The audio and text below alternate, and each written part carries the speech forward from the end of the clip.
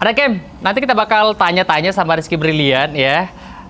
Akan seperti apa jawaban-jawabannya dari Ike nih, Imo kepo nih. Pantengin terus kita, habis ini coba deh kita pengen kepoin Iki ya. Seperti apa jawaban-jawabannya di Giring Pagi kali ini. Spesial untuk di episode Ike nih, Imo kepo nih. Anak M, kepo bareng yuk. Kepo di mana? Ike nih, Imo kepo nih. Setiap hari jam 9 pagi di Giring Pagi. Nah, ada Kem ya, seperti yang saya bilang tadi, kita sudah kepoin salah satu Instagramnya dan juga pemberitaan-pemberitaan tentang dia, dan sekarang sudah hadir di sebelah saya. Selamat sore Bapak Rizky Brilian Pagala kalau lengkapnya. Siap. Betul nggak, Ki? Betul. Tapi disclaimer dulu ya buat anak Kem semuanya. Iki ini saya kenal salah satu nice person orangnya. Amin. Kayaknya Ki baru beberapa kali kita ngobrol tapi kayak saya dapat itu karena beberapa kali ketemu secara langsung di tempat di Kendari itu Iki yang duluan nyapa, bukan kita yang nyapa duluan. Ki apa kabar sekarang? Alhamdulillah baik. Lagi sibuk-sibuknya kayaknya di? Biasa-biasa saja. Oh biasa. Kita nikmatilah. Siap. Tapi kalau biasanya ini kita ambil gambarnya tuh di weekend. Kalau weekend kayak gini masih ada waktu buat ini nggak? Ketemu sama teman-teman atau apa gitu? Disempat-sempatkan. Jadi kayak hari ini tadi pagi kita sudah disampaikan dengan teman-teman yang ikut jadwalnya ini ya. Ini. Oh berarti di siang hari sampai dengan jam-jam tertentu ini kosong ya. Kita ngopi lah. Oke. Berarti ada yang ngatur jadwal sekarang? Tektokan dengan teman-teman aja sih yang ikut dengan kita. Apakah itu adalah salah satu cara untuk tetap mewaraskan otak, nggak terlalu kepikiran kerjaan lah apalah, ketemu sama teman kayak gitu? Tapi dipercaya kayak Mai. 2 tahun belakangan ini baru terjadi. Karena permintaan orang mau ketemu dan lain sebagainya, karena memang kita coba menghargai pertemuan dan waktu teman-teman yang mau ketemu, makanya kita buat sedemikian rupa untuk diingatkan jadwalnya ini. Jadi tidak ada yang terlewatkan. Oh berarti ini anaknya Mia Iki itu adalah salah satu orang yang tidak enakan. Jadi kalau aja ketemu sama Iki itu pasti bakal dijabanin. Tapi kalau mungkin anak yang penasaran, kalau sekarang Rizky, kita panggilnya Iki aja ya, Pak Dewan Muda kita, anak Em. Iya. Kalau sekarang ditanya lagi sibuk apa? Sibuknya soal kerjaan kah atau random atau apa? Gimana? Sibuknya hari ini macam-macam sih kayak ya. Kerjaan kantor luar biasa, apalagi persoalan kemarin banyak sekali. Kemudian keluarga pasti. Keluarga kita juga, karena kan anak sama istri di luar daerah. Jadi memang harus sempat-sempatkan waktu juga. Nah itu dia. Apakah masih ada, gimana tuh cara manage waktunya untuk kerjaan? Harus ketemu sama banyak relasi gitu. Keluarga pun juga. Itu masih dapat nggak waktunya, Ki? Masih dapat. Waktu dapat kayak mau postingnya yang besar. Nah, gimana cara ngakalinya itu biasanya? Jadi ya kalau kosong di weekend atau Senin, Selasa misalnya tidak ada agenda di kantor maupun teman-teman, ya kita sempat-sempatkan ke Makassar 1-2 hari. Bahkan sering sekali saya kayak mau Jumat pagi ke Makassar, Sabtu dini hari sudah kembali. Sering sekali. Berarti bersyukur ya, sekarang transportasi udah enak gitu ya, dari dekat. Nah, kita pindah sedikit di pertanyaan. Ki, ini ada pemberitaan mengatakan Rizky Brilian adalah anggota dewan paling muda di DPRD Kota Kendari. Iya. Pada waktu itu ya? Terpilihnya kemarin, ini banyak banget pemberitaan tentang Rizky Brilian. Ada perjuangan perbaikan ruas jalan, terus juga Rizky Brilian pimpin 2 komisi di DPRD Kota, betul? Wah sibuk banget berarti anak Em ya. Saya pimpin 2 komisi dalam posisi 4 tahun. 2,5 tahun sebelumnya saya di komisi 1, 2,5 tahun sampai hari ini saya di komisi 2. Jadi berpindah. Berarti kalau bisa dibilang pengalamannya udah cukup matang sekali nih Ki sekarang. Kalau di dunia. Lumayan Kak. Lumayan Kak. Kalau saya mau tanya soal apa impact terbesar yang akhirnya Iki kayak dapat setelah berada di dunia politik ini? Iya. Ada nggak kayak yang bisa di-share? Impact terbesar ya kita didoakan banyak orang ya, kayak Alhamdulillah. itu yang pertama. Segala urusan ya, ini percaya atau tidak percaya, secara rohani ya kita percaya semakin banyak orang yang senangi kita, yang kemudian kita berjalan sampai hari ini bersama, kemudian kehidupannya kadang-kadang juga bergantung dengan kita ya, semakin banyak pasti orang yang mendoakan kita semoga sehat dan lain sebagainya. Alhasil banyak sekali terus terang ya, 5 tahun yang lalu saya merasa dunia bisnis, dunia yang lain-lain ini agak berat. Oke. Sekarang lebih mudah mungkin ya, karena doa orang tua pertama mungkin. Dan yang paling penting pasti tidak lebih terlewatkan. mudahnya dari segi apanya nih kalau ini Ki? Semua urusan sih, Kaimo. Saya merasa semua urusan mudah. Kita ketemu orang juga hari ini mudah sekali. Dulu, Kaimo 5 tahun yang lalu, kita mau ketemu dengan orang, kadang-kadang perspektif negatif itu selalu datang di awal dulu, sebelum ketemu dengan kita. Siap. Oh ini kita mau ketemu nih susah sekali, kita jadwalkan berkali-kali pun juga tidak dapat. Hal itu sih yang paling terasa. Hari ini mudah sekali, justru bahkan saya merasa kadang saya tidak mencari, mereka yang datang. Apa karena ini kali Ki? Sudah terbentuk kepercayaan masyarakat sebelumnya dan Mungkin akhirnya memudahkan sekarang mungkin untuk bisa ketemu. Mungkin ya, 5 tahun yang lalu kan kalau boleh digambarkan ya, kita belum dikenal oleh banyak orang. Paling yang kenal-kenal kita ya Kak Imo, artis kita kan.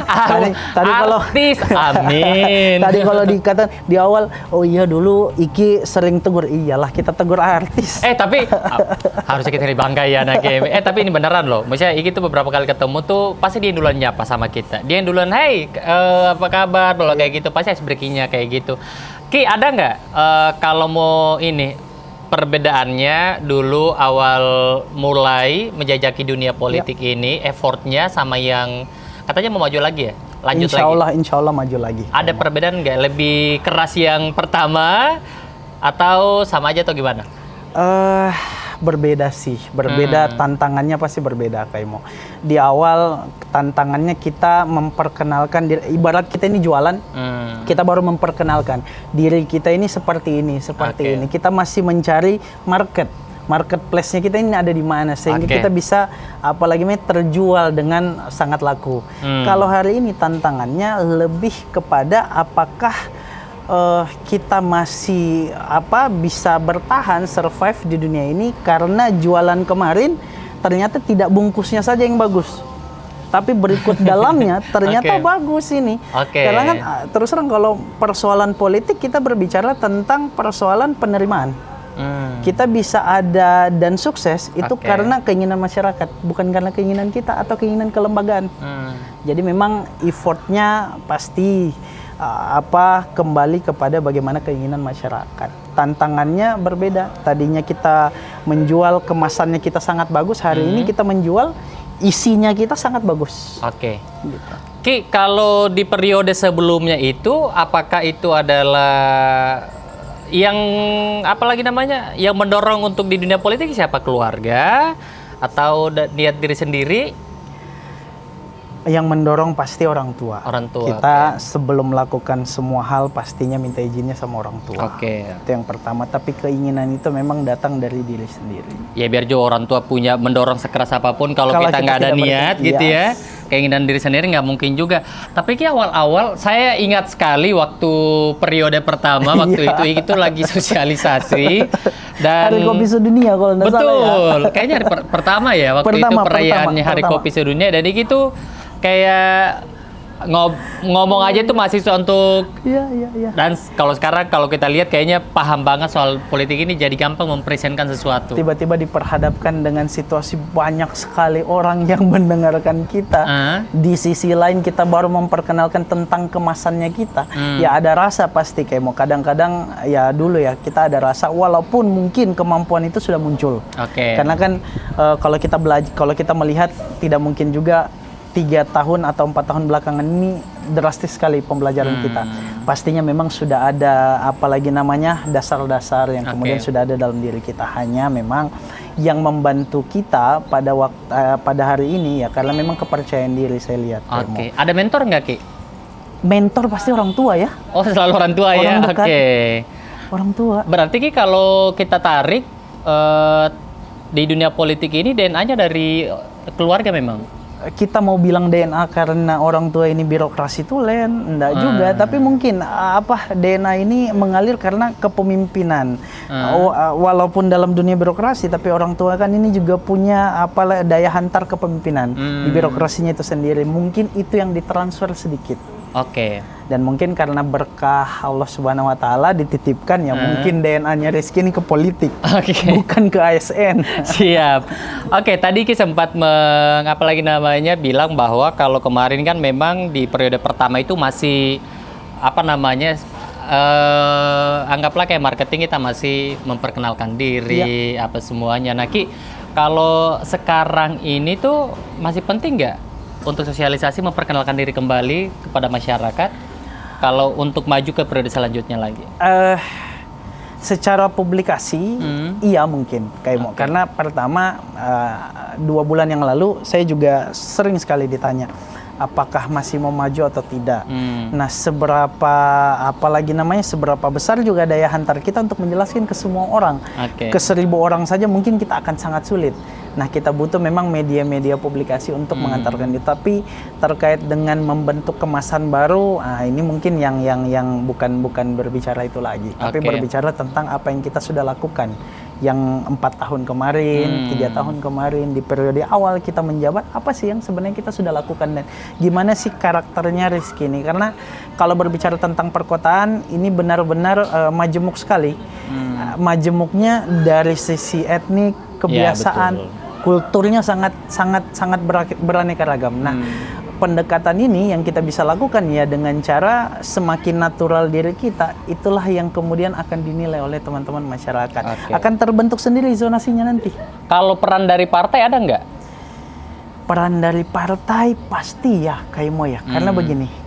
Partai hari ini Nggak, soalnya kan kalau di partai kan pasti bukan cuma Eki sendiri kan. Betul. Ada caleg yang lain gitu. Nah, gimana tuh menyeimbangkan niat kita pas kan punya cara tuh dengan peran partai, tentunya dengan harapan ya mendapatkan kursi nanti. Iya. Gimana tuh, Ki? Kalau peran partai pasti ini berhubungan dengan pembentukan karakter. Jadi misalnya begini.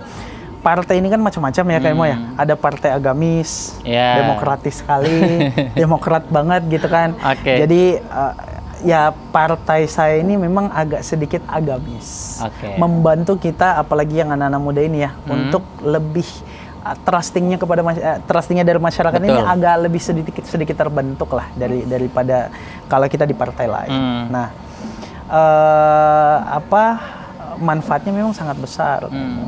Apalagi tentang hubungan kita dengan Tuhan ya. Susah. Betul. Kalau kita mau menjelaskan dengan orang, kayak apa. Tapi secara tidak langsung kalau kita datang, Rizky ini siapa? Partai ini. Agamis ini. Apalagi kalau kita memulai dengan percakapan ini dengan apalagi namanya sejarah-sejarah agama. Tapi itu bisa jadi beban nggak sih, Ki? Bisa jadi beban ketika kita tidak punya dasar-dasar yang kuat. Kayak anggaplah mau melakukan, kita tahu bahwa di ini nggak tahu ya, yang terbentuk di masyarakat kita tahu di dewan itu tuh banyak banget godaan-godaan yang bisa menjerumuskan si dewannya untuk kayak hal-hal yang kalau kita kenal mungkin kayak korupsi atau apa itu. Tapi kalau lihat sendiri Iki juga pemerintahnya tidak pernah ada hal-hal yang berbau negatif kayak gitu, selalu memberikan statement biasanya. Alhamdulillah. Apa yang kita lalui ya ya sampai hari ini baik itu di Komisi 1, Komisi 2 yang kita laksanakan itu menurut tugas dan fungsi kita. Tugas fungsi kita di Komisi 1, Komisi 2, walaupun memang pasti setiap pernyataan ada perdebatan pasti. Justru dia tidak bernilai pernyataan kita kalau tidak ada perdebatan.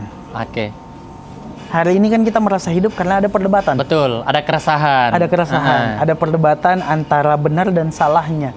Kalau setiap yang kita nyatakan ini tidak ada tanggapan benar dan salahnya, dia Dia hidup tapi seperti tidak hidup. Oke, ada raga nggak ada rohnya. Ada raga nggak Oke. ada rohnya. Nah, anak Kem ya, nanti saya penasaran maju lagi Iki tapi masih di tingkat kota. Kenapa nggak milih di provinsi? Nanti dijawab ya, Ki ya. Oke, buat anak Kem semuanya, kayaknya menarik banget ya. Kita tahu jawaban-jawaban dari Rizky Brilian Pagala, salah satu anggota Dewan DPRD Kota Kendari ya, yang sudah hadir untuk Ikeni Imo Kepo nih. Stay tune terus. Ikeni, Imo Kepo nih. Setiap hari jam 9 pagi di Giring Pagi. Oke, anak Kem ya, kita masih di Ikeni. Ki, apa enaknya jadi anggota Dewan? Enak ya.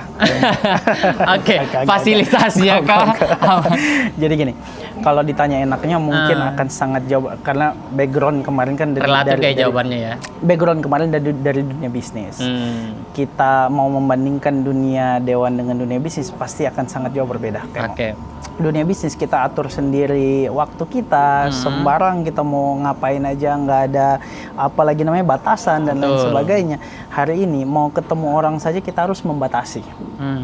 Membatasinya karena apa? Mungkin karena kondisi-kondisi yang kita harus jaga, marwah kelembagaan dan lain sebagainya.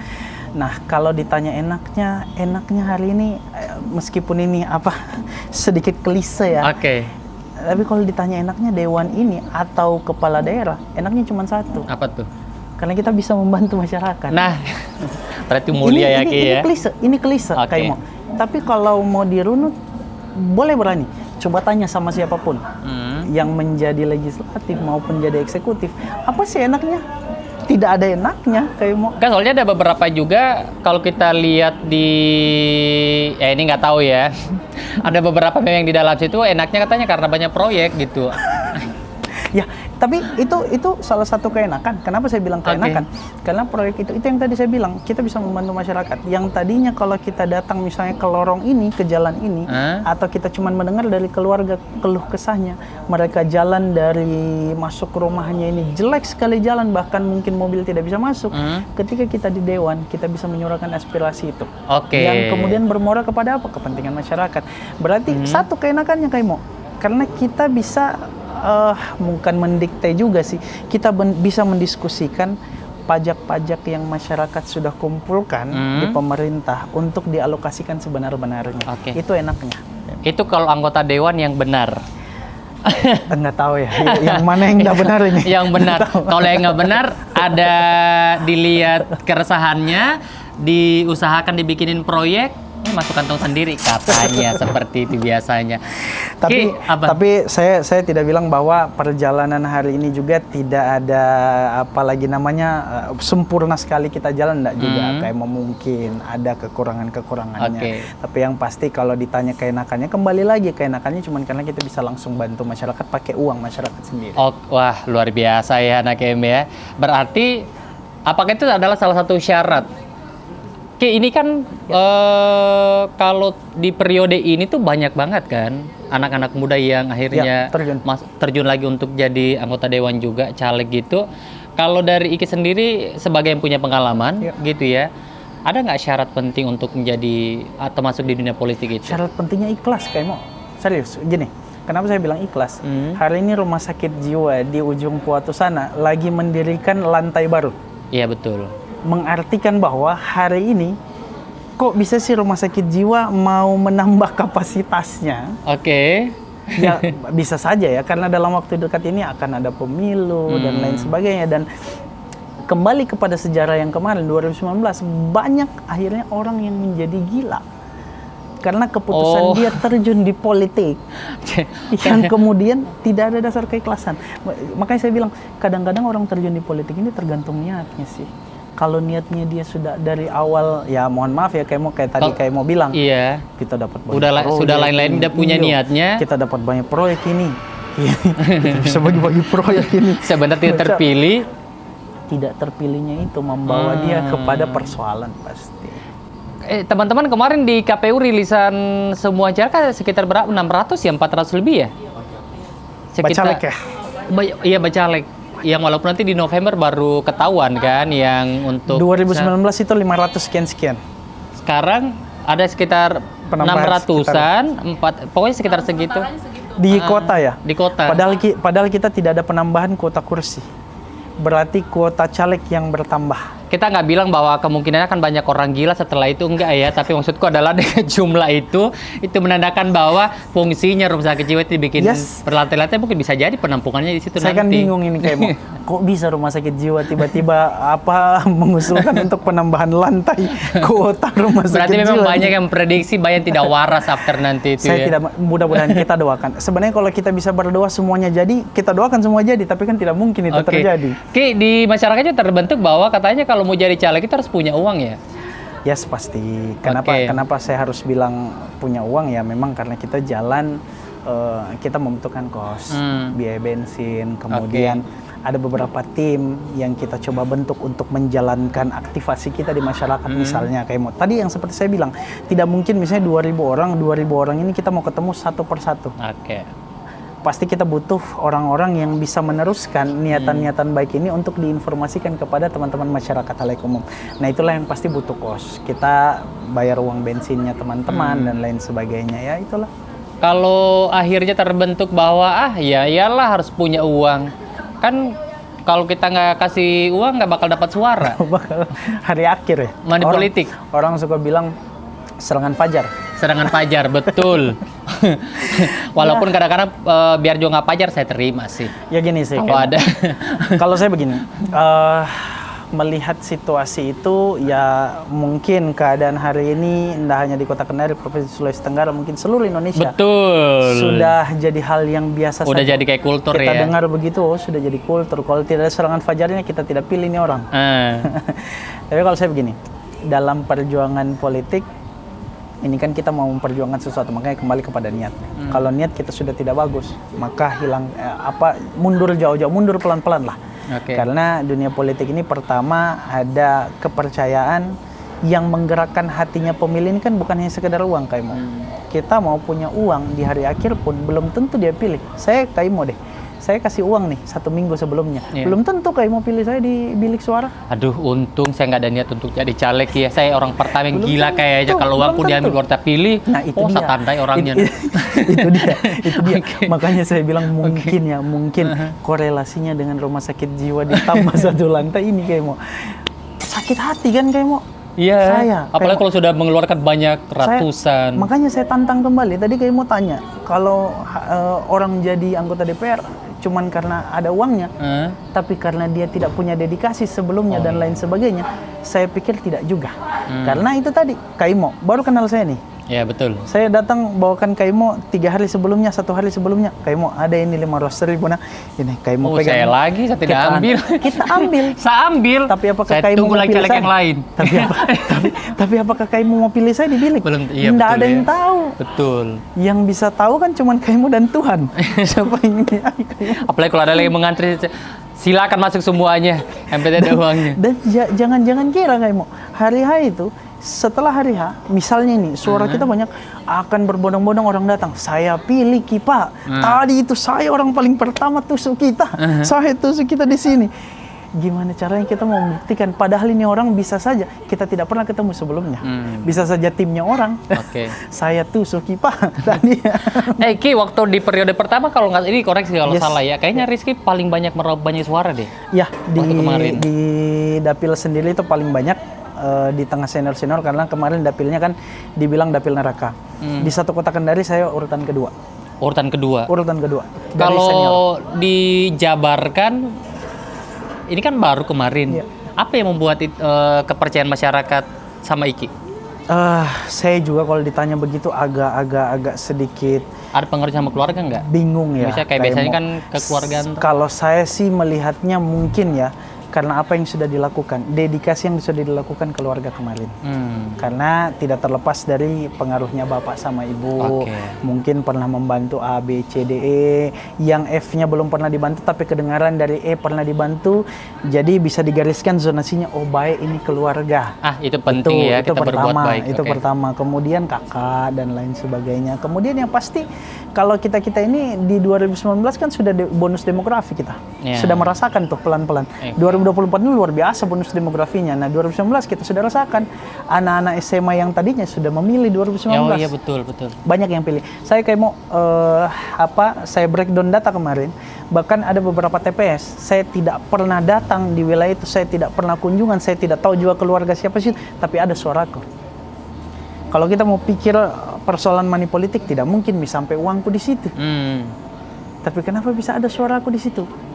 Banyak teman-teman yang bilang, oh kayaknya lihat di baliho, atau pernah kenal sebelumnya, baik itu tingkat SD, SMP, SMA.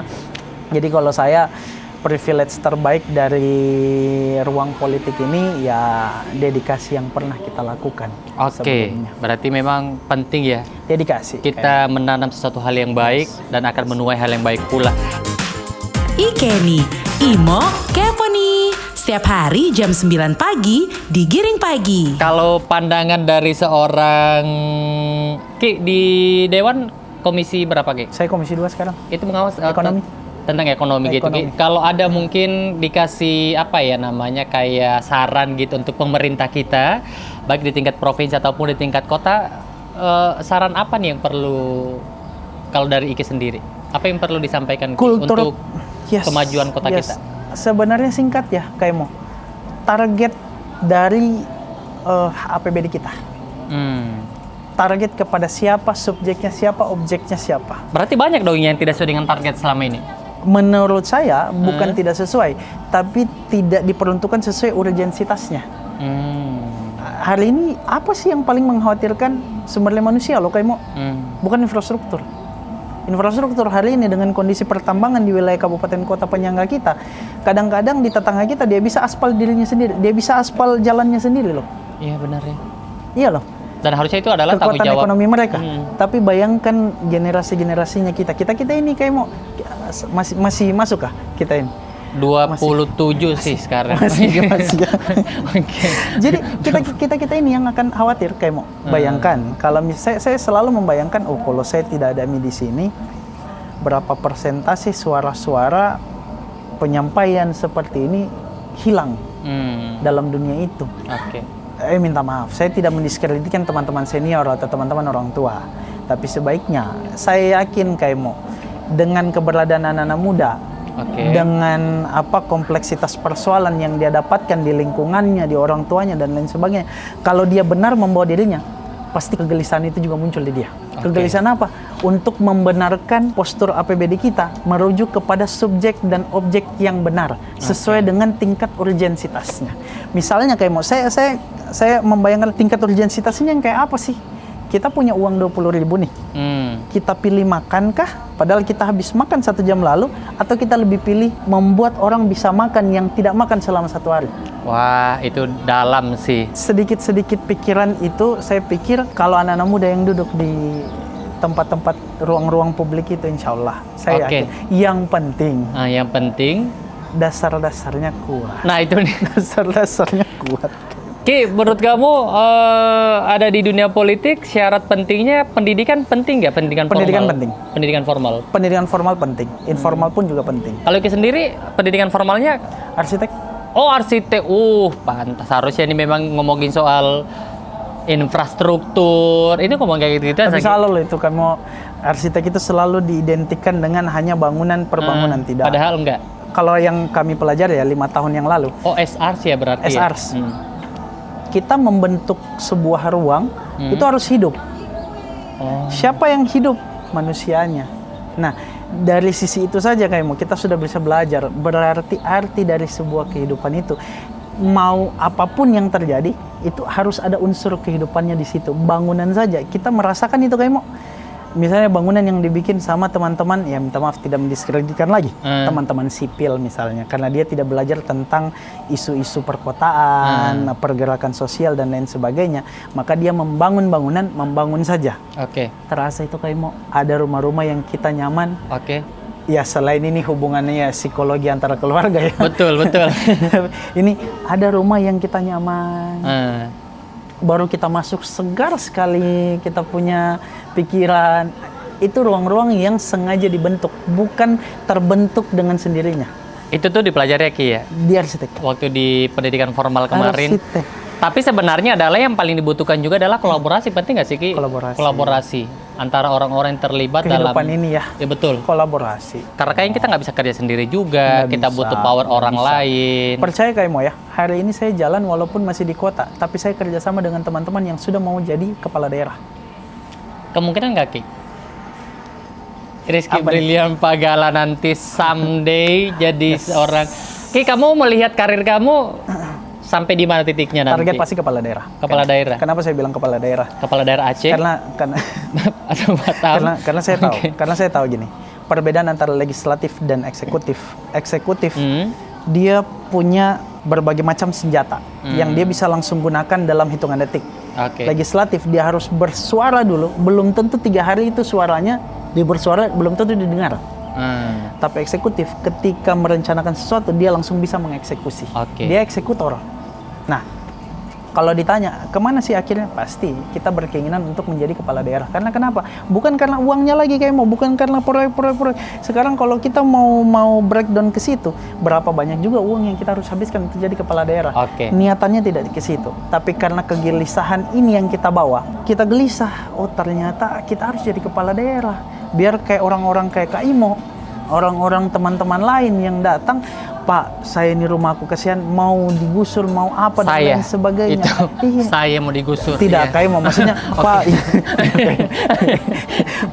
orang-orang kayak Kaimo, Pak, saya ini mau berkompetisi di internasional, di Amin, secara amin. dan lain sebagainya. Oh gimana caranya? Nah caranya kita untuk mengeksekusi itu kita butuh peran-peran pemerintah. Karena pertama dia yang punya koneksi, dia yang punya uang, dia yang punya perangkat. Oke deh, amin ya. Semoga kita masih hidup semuanya untuk menyaksikan Allah. anak muda Kota Kendari, lokal pride loh ini, asli putra ya. Jangan lama-lama lah, doakan 2000 berapa ya.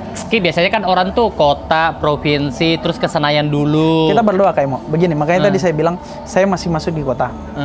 Tapi bukan berarti panjang umur kalau kita terpilih lagi. Tapi kan kita nggak tahu Ki. Yes, 2024 kita terpilih lagi, kita baik-baik sesuai dengan potensi yang disampaikan kemarin, kita duduk. Hari ini kan saya sudah bilang, 2024 ini saya jalan dengan teman-teman seumuran yang mau jadi kepala daerah. Tidak hanya di Kota Kendari, di Konawe, Oke. di beberapa kabupaten lain, Kolaka Utara, Kolaka. Nantinya, Kaimo, percaya 2029 kita tidak berbicara lagi ketika teman-teman duduk. Inilah yang kita butuh kolaborasinya. Teman-teman pasti butuh perwakilan-perwakilan orang yang ada di pusat. Oh iya. Panjang umur. Amin. Saya pikirannya Kaimo kalau mau jadi kepala daerah, jaringan kita harus kuat. Jaringan apa? Jaringan di pusat. Kepala daerah kita sebelum-sebelumnya ini, dia bisa membangun Kota Kendari seindah ini. Amin, amin. Tidak membebankan 100% APBD. APBN yang dia ambil Kaimo. Harusnya begitu ya Ki. Ini cara-cara kita untuk memaksimalkan seluruh potensi daerah. Tambat Labu hari ini dibangun karena uang apa Kaimo? Bukan uang APBD itu, uang APBN. Harusnya banyak ya, memang ruangan terbuka ya. Yes. Ruang publik yang bisa dimanfaatkan. Karena dan juga, ya mohon maaf kalau di pusat ini kalau kita tidak rajin meminta, penyalurannya bisa salah. Oh iya. Karena mereka ruang-ruangnya itu kan sudah terbentuk. Betul. Bantuan perikanan, bantuan pertanian, bantuan apa dan lain sebagainya. Ketika daerah-daerah selayaknya kita yang mempunyai potensi pertanian, perikanan dan lain sebagainya tidak berusaha meminta ke sana, maka tidak akan pernah turun bantuan itu. Apalagi kan Sulawesi Tenggara bukan salah satunya provinsi yang ada di Indonesia, jadi memang harus rajin meminta ya. Banyak banget provinsi yang diperhatikan juga. Ki, tapi kan ini bulan 2 kan tahun depan Bulan nanti. 2, bulan Oke. Kalau seumpama sudah dapat, misalnya udah kelar bulan 2, kemungkinan nggak sih ada tawaran mungkin untuk Enggak dari lah, partai Kaimo. kepala Walaupun daerah? ada tawaran, kemarin itu ada beberapa lembaga survei mengirimkan saya, bahkan survei di internal partai pun masuk nama saya. Kalau calon wali kota enggak, tapi calon wakil iya masuk. Oke. 3 kali dipasangkan kiri kanan, enggak lah. Oke. Kita percaya saya orang paling menghargai yang namanya proses. Kita ketemu saya 4 tahun lalu. Seperti betul, itu yang betul. mudah-mudahan 4 tahun yang akan datang, saat ini kita ketemu saya 5 tahun yang akan datang lagi, mudah-mudahan kita ketemu Amin. dengan kondisi yang berbeda lagi Oke. Kaimo. Iki tadi membahas soal tawaran untuk jadi wakil wali kota. Ki, wali kota nanti Yes. kan tahun depan juga kan? Tahun depan. Udah ada bulan- prediksi nggak sih kalau biasa dari ini? Ada prediksi dari ini nggak? Apa- Wali kota apa- itu apa dari, nggak usah sebut namanya lah. Kita dorong ya, gitu. ada ini nggak prediksi? Oh ini kayak nanti yang jadi. Hari ini saya selalu sampaikan begini, pasca saya punya senior ya, kemarin jelas pasti kita tetap berkeinginan senior kami yang kemudian bisa berjalan kembali karena segala potensinya beliau dan segala apa yang dia sudah lakukan. Tapi saya jadi berpikir wali kota seperti apa sih sebenarnya yang kita butuh? Kalau dari Ki sendiri? Bagi saya kayak mau yang punya daya peka tinggi terhadap masyarakat. Kita tidak butuh orang yang sangat cerdas pada akhirnya. Emang ada yang kayak gitu Ki? Mudah-mudahan, mudah-mudahan. Wali kota ini kan kita tidak perlu cerdas, tapi kita butuh orang-orang cerdas yang ada di sampingnya kita. Tapi tidak untuk menahkodai kapal, kita tetap menjadi nahkoda karena kebijaksanaan kita. Tapi cara berpikirnya itu yang kita butuh, perangkat-perangkat kita. Makanya namanya pemimpin ya Ki. Wali kota ini dia hebat karena perangkatnya kayak mau. Perlihatkan saya seorang wali kota yang berdiri sendiri dengan kekuatannya sendiri dan kuat dengan sendirinya, tidak. Oh berarti kalau kita lihat juga satu kota tidak terlalu gimana-gimana, let's say mungkin kita ngomongin soal bisa pembangunan saja ya. Bisa jadi kayak perangkat juga. Sorry itu ya. saya ini kayak mau, saya harus bilang secara lantang sama dengan kampung saya, Konai Utara. Oh iya. Seorang bupati hari ini akan sangat sulit dia mau berinovasi. Karena apa? Karena SDM pemerintahannya, birokrasinya, perangkatnya ini tidak jadi. Bahkan saya mohon maaf, tidak saya generalisir semuanya. Tapi saya coba melihat ketika saya pulang kampung, bahkan orang yang tahu komputer pun itu 1-2 orang. Wah, parah banget tuh ya. Apa karena semuanya sibuk kali soal tambang kali Ki Konut? Itu yang pertama, mungkin orang lebih bergerilya kepada visi. Yang pada ujungnya kan banyak ilegal kan sekarang. Yes, tapi mereka melupakan perkembangan zaman ini. Kita bisa terkoneksi, kota Kendari bisa dikenal ke mancanegara karena pemahaman kita tentang teknologi. Iya kan? Kayak betul. Sama seperti tadi yang saya jelaskan di awal, karena politik itu gimana caranya?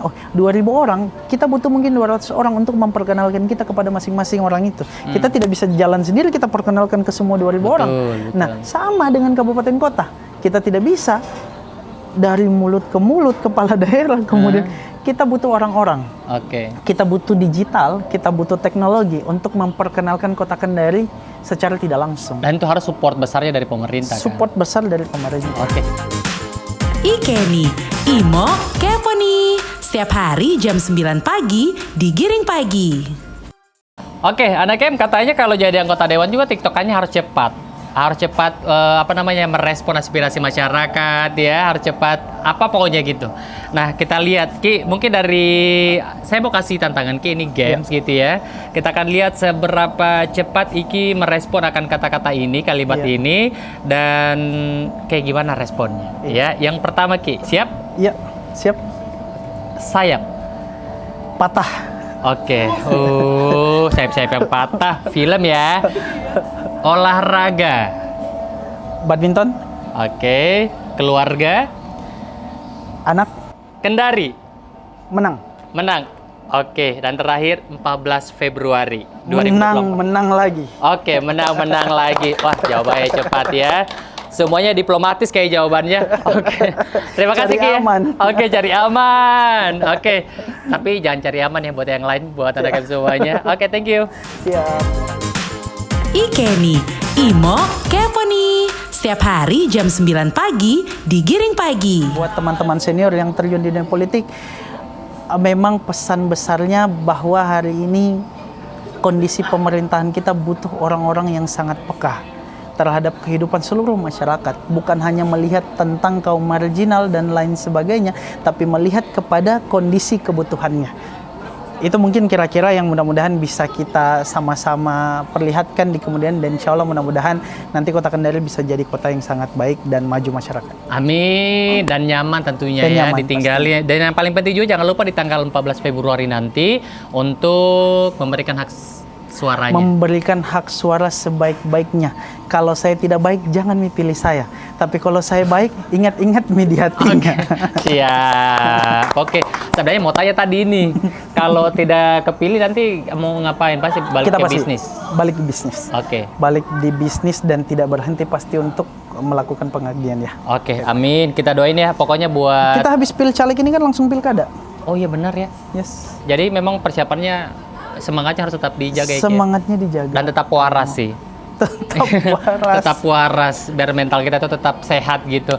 Oke, terima kasih ya Makasih waktunya untuk banyak, hari ini. Kak Imo. Semoga kita dapat insightful Siap. ya untuk obrolan kita sama Bapak Dewan Termuda kita. Amin. Siap. Semoga apapun yang dicita-citakan Ki sukses. Siap. Ya. Dan bisa bermanfaat. Amin. Karena tadi kita ngobrol selalu membawa atas nama orang banyak, masyarakat ya, dan semoga bermanfaat untuk banyak orang dan apa ya, lebih berkah lagi kan. Nilainya sampai. Iya betul, amin. Terima kasih Ki ya. Oke, buat Anak M semuanya terima kasih sudah mendengarkan Kepo hari ini bareng sama Rizky Brilian Pagala ya, salah satu anggota Dewan DPRD Kota Kendari. Dan jangan lupa kalau kamu suka untuk tayangan kita, jangan lupa untuk di-like, di-subscribe, dan juga komen di YouTube kita. Jangan lupa follow Instagram kita di @mrvstation, di TikTok kita juga. Karena kalau kamu pengen dapatin kepo yang berkelas, kepo yang bermanfaat, coba di Ikeni Imo Kepo nih ya. Sampai ketemu di episode selanjutnya. Thank you. Anak M, kepo bareng yuk. Kepo di mana? Ikeni, Imo Kepo nih. Setiap hari jam 9 pagi di Giring Pagi.